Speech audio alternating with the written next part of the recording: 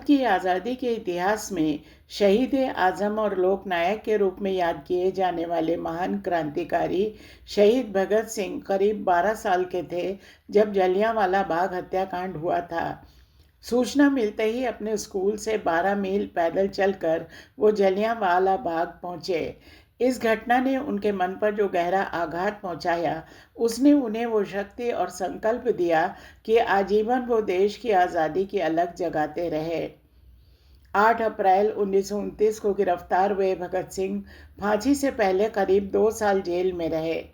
भगत सिंह के सहयोगी क्रांतिकारी शिव वर्मा सहित अनेक इतिहासकारों ने इस बात का जिक्र किया है कि 1929 में गिरफ्तारी के बाद हिंदुस्तान सोशलिस्ट रिपब्लिकन एसोसिएशन के युवा क्रांतिकारियों ने, खास तौर से भगत सिंह ने, जेल में बड़ी मुश्किलों से जुटाकर क्रांतिकारी साहित्य और मार्क्सवाद का गहरा अध्ययन किया।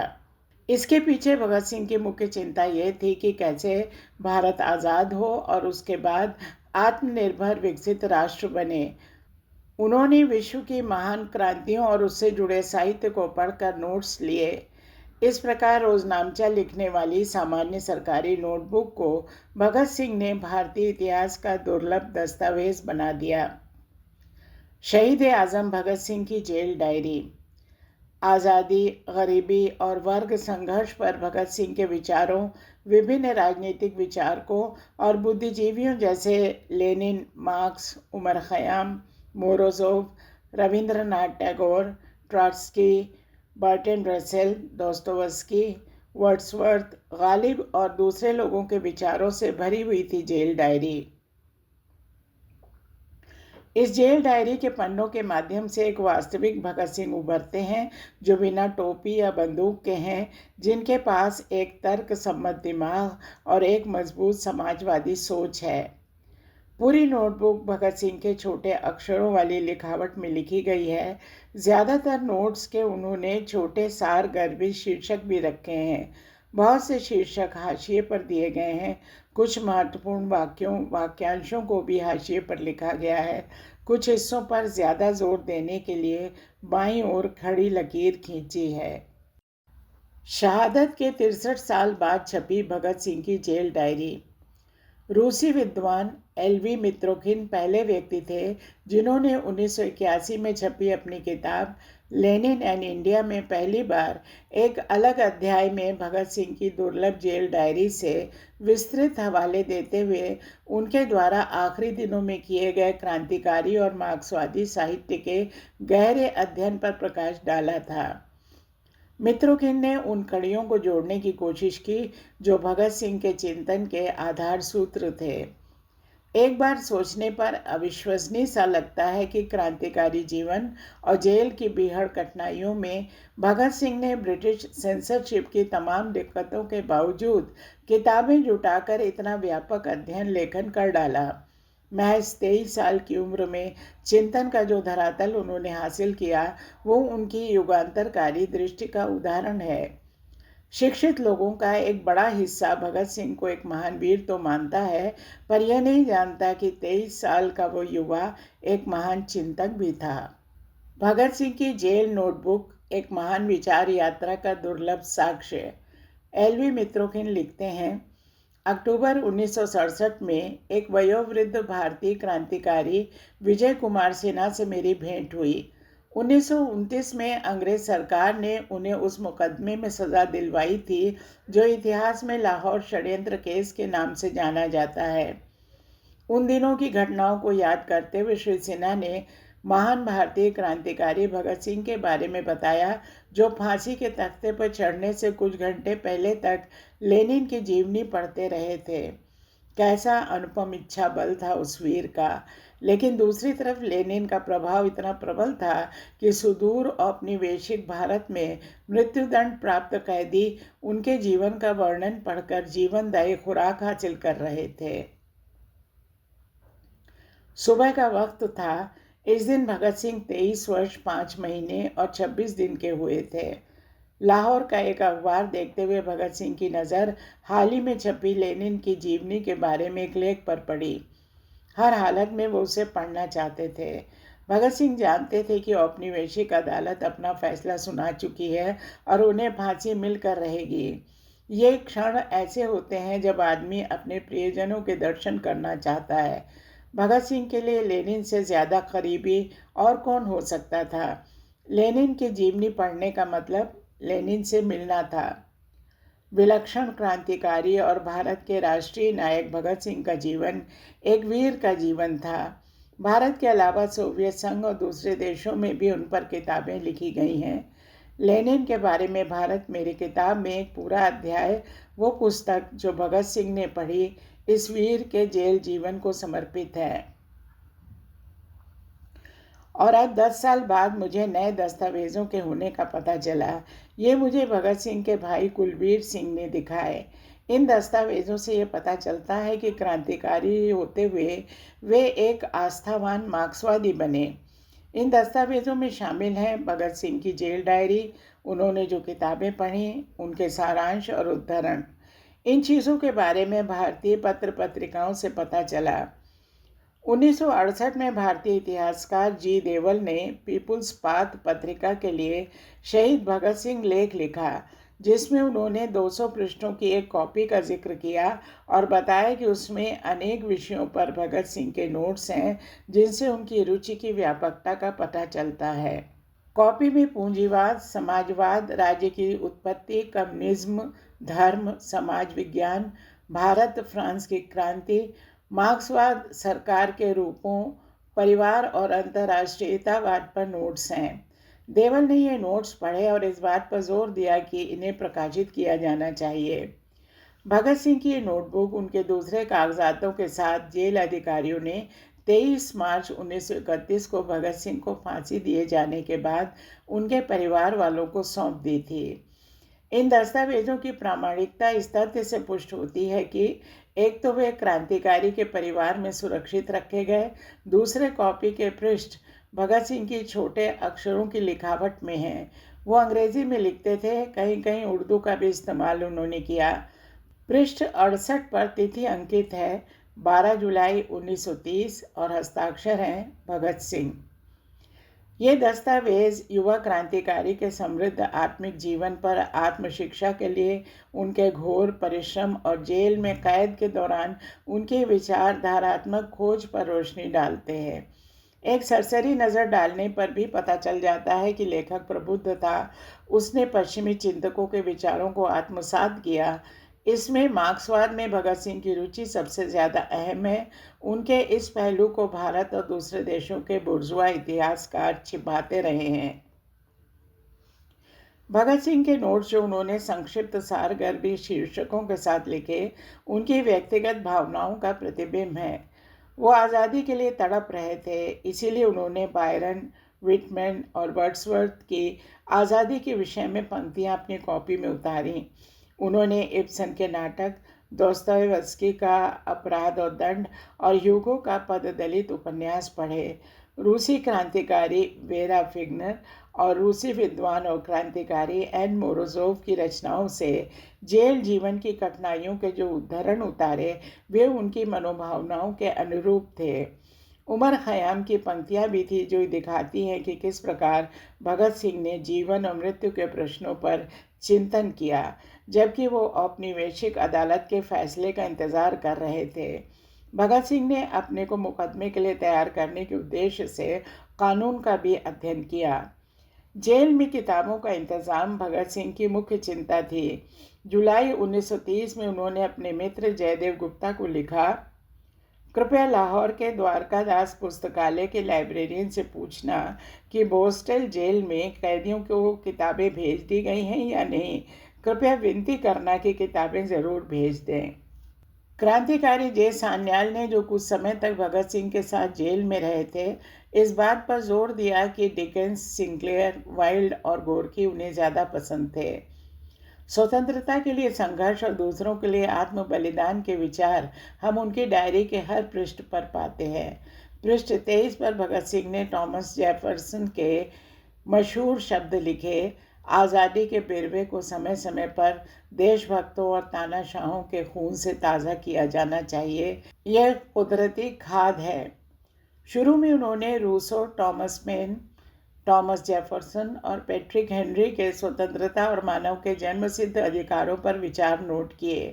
पेज 16 पर भगत सिंह ने पैट्रिक हेनरी का भावपूर्ण कथन नोट किया, क्या जिंदगी इतनी प्यारी और चैन इतना मीठा है कि बेड़ियों और दास्ता की कीमत पर उन्हें खरीदा जाए? क्षमा करो सर्वशक्तिमान प्रभु, मैं नहीं जानता कि वे क्या रास्ता अपनाएंगे। मुझे तो बस स्वतंत्रता या मौत दो। काफ़ी लंबे समय तक भारतीय क्रांतिकारियों ने न तो भावी स्वतंत्र भारत में सत्ता के स्वरूप पर और न ही उसकी सरकार की सामाजिक आर्थिक नीति के प्रश्न पर विचार किया। वे ये सोचते थे कि स्वतंत्रता ही एक रामबाण होगी। मार्क्सवादी साहित्य से प्रभावित होकर भगत सिंह ने इन सभी प्रश्नों में गहरी दिलचस्पी ली। डायरी के पृष्ठ 36 पर पहली बार बोल्शेविक रूस का जिक्र आया है। जे सान्याल के अनुसार हालांकि समाजवाद उनका विशेष विषय था, तथापि उन्होंने 19वीं सदी के आरंभ में रूसी क्रांतिकारी आंदोलन की उत्पत्ति से लेकर 1917 की अक्टूबर क्रांति तक उसके इतिहास का गहराई से अध्ययन किया। ये माना जाता है कि भारत में बहुत कम लोग ऐसे थे जिनके इस विषय पर ज्ञान की तुलना भगत सिंह के ज्ञान से की जा सकती है। बोल्शेविक शासन में रूस में हो रहे आर्थिक प्रयोग में भी उनकी गहरी दिलचस्पी थी। भगत सिंह द्वारा लेनिन के इस विचार को स्वीकार किया जाना बहुत बड़ी बात थी कि जनता पर पार्टी का प्रभाव बहुत महत्वपूर्ण है। इस तरह जेल में थोड़े समय में ही भगत सिंह ने मार्क्सवादी शिक्षा के प्रमुख सिद्धांतों को समझ लिया और आत्मसात कर लिया। उनके जीवन का ऐसे क्षण में त्रासद अंत हो गया जबकि वो मार्क्सवाद के ज्ञान का उपयोग करने के लिए तैयार हो गए थे। लेकिन जेल में उन्होंने जो भगीरथ परिश्रम किया वो निरर्थक नहीं था। भगत सिंह ने खुद को कुछ जाना समझा, उसे उन्होंने अपने मित्रों और साथियों तक पहुंचाने की कोशिश की, यह समझते हुए कि भारत में क्रांतिकारी आंदोलन के विकास के लिए मार्क्सवादी सिद्धांत कितना महत्वपूर्ण है। फांसी पर चढ़ने से कुछ दिन पहले ही भगत सिंह ने राजनीतिक कार्यकर्ताओं के नाम अपनी घोषणा लिखी और बाहर भिजवाई, जिसे उनकी अंतिम इच्छा और वसीयतनामा कहा जा सकता है। जेल में भगत सिंह ने कुछ किताबें भी लिखी, आत्मकथा, समाजवाद का आदर्श और भारत में क्रांतिकारी आंदोलन। इन किताबों की पांडुलिपियां नहीं बची, उनके व्यक्तिगत और राजनीतिक पत्र बचे रहे। इन पत्रों से भगत सिंह के आत्ममूल्यांकन की पुष्टि होती है कि वे समाजवादी विचारों के प्रचारक थे और इस दिशा में अपने साथियों को भी उन्होंने जागरूक करने की कोशिश की। सुखदेव, जिन्हें भगत सिंह के साथ ही फांसी दी गई, उनका एक पत्र प्रकाशित हुआ है। इससे इस बात की पुष्टि होती है कि भगत सिंह इस सच्चाई को समझने लगे थे कि भारत में व्याप्त परिस्थितियों में समाजवाद एक तर्कसंगत रास्ता है। सुखदेव ने लिखा कि अपने साथियों के साथ भगत सिंह ने वातावरण को काफ़ी बदला और वे अपने समय की पैदाइश थे। सुविख्यात स्वतंत्रता सेनानी बाबा पृथ्वी सिंह आज़ाद ने लेनिन की धरती में नामक अपनी किताब में लिखा है, उन दिनों भगत सिंह जेल में मार्क्सवाद लेनिनवाद का अध्ययन कर रहे थे और उनकी क्रांतिकारी दृष्टि को एक नया अधिक परिपक्व आयाम प्राप्त हो रहा था।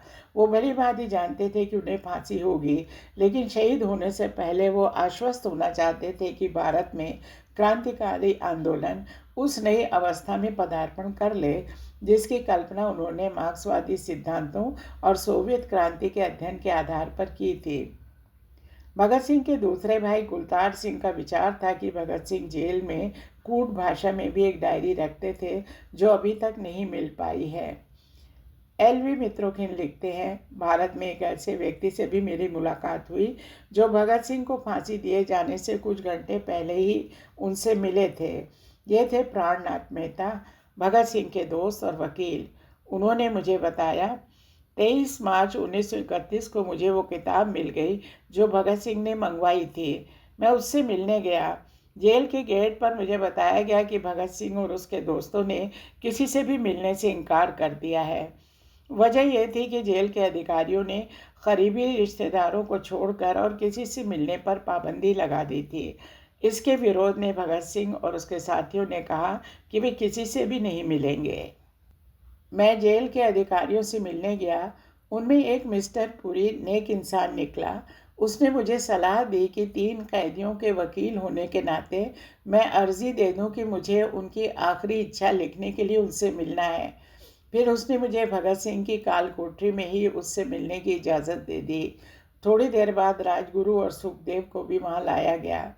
उस वक्त मुझे पता नहीं था कि लाहौर जेल के इन तीनों कैदियों से ये मेरी आखिरी मुलाकात है कि 2 घंटे बाद इन्हें फांसी दे दी जाएगी।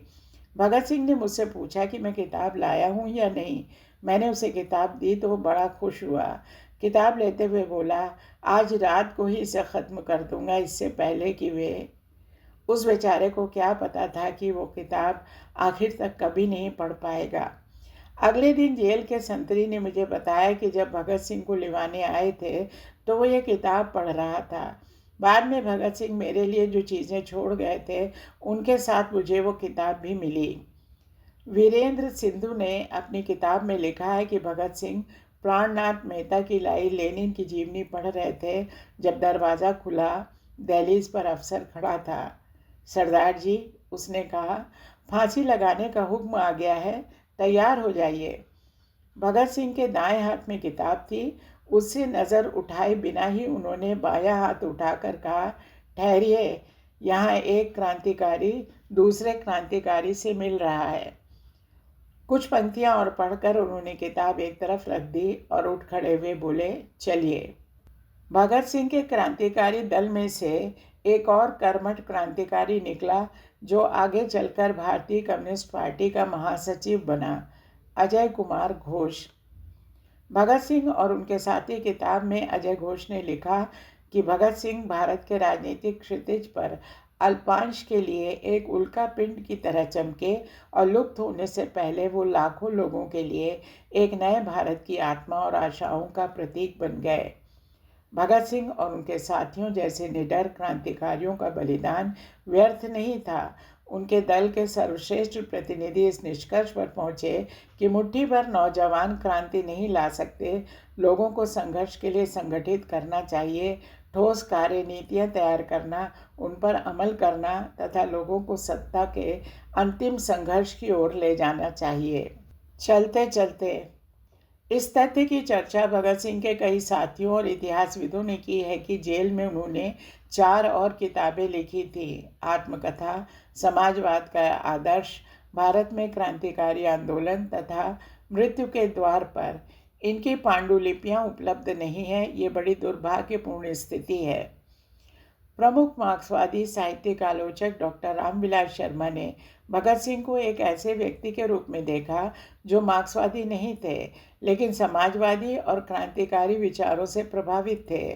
भगत सिंह ने भारतीय स्वतंत्रता के व्यापक संघर्ष में योगदान दिया, तत्कालीन संरचनाओं को चुनौती दी। वे समतापूर्ण समाज की वकालत कर रहे थे। डॉक्टर रामविलास शर्मा ने भगत सिंह की विरासत को सामाजिक परिवर्तन और यथास्थिति की अस्वीकृति के आह्वान के रूप में देखा।